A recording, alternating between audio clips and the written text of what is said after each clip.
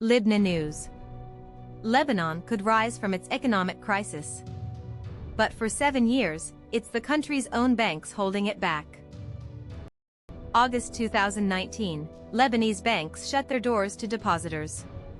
Since then, no law has governed the crisis, only circulars from the central bank decide, day to day, who gets to withdraw their own money.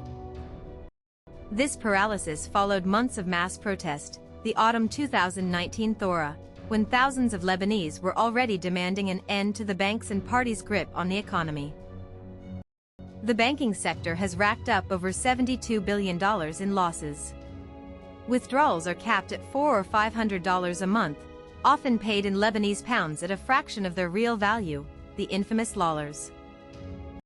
A depositor withdrawing the equivalent of $1,000 often gets back only a fraction of its real market value. A ghost currency that exists only in the bank's own ledgers. Between summer 2019 and March 2020, more than $8 billion left Lebanon, much of it arranged by the banks themselves for their most influential clients, before ordinary depositors were shut out.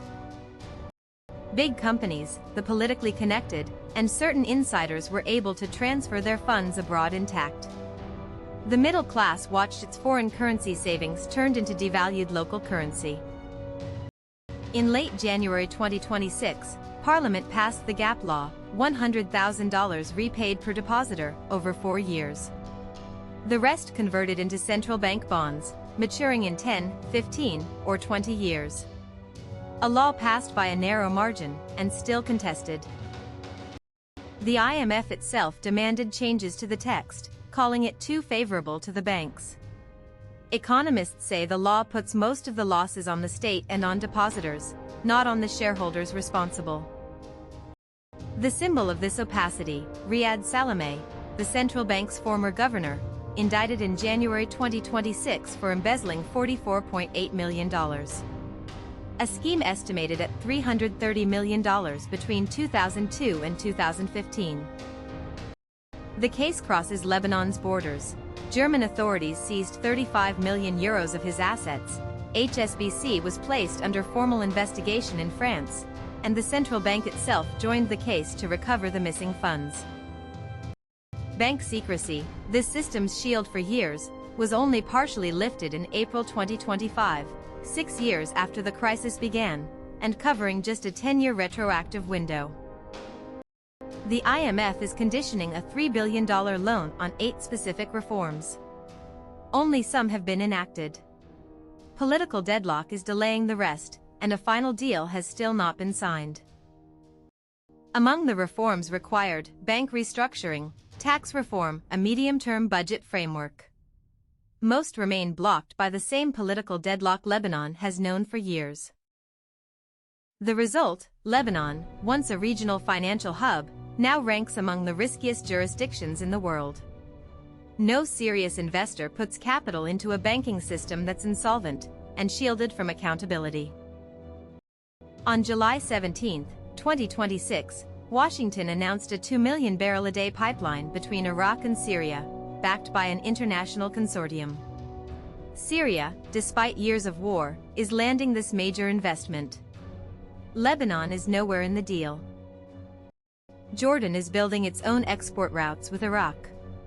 Turkey keeps its Ceyhan terminal.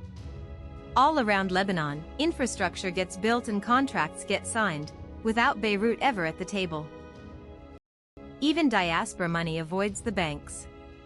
$7 billion in remittances expected in 2026, nearly 16% of GDP, increasingly sent as cash or through digital platforms, bypassing the banking system entirely. Lebanese small businesses no longer have access to credit.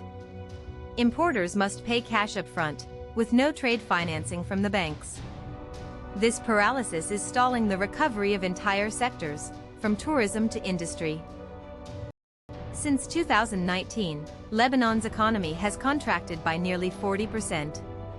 And for 2026, the IMF now warns of a renewed contraction as instability persists. Tens of thousands of skilled Lebanese have left the country since 2019, doctors, engineers, entrepreneurs, taking with them the human capital the economy would need to recover. A plan promises to reduce some 60 banks to about 20 viable institutions, with new licenses for foreign investors requiring $200 million in capital each.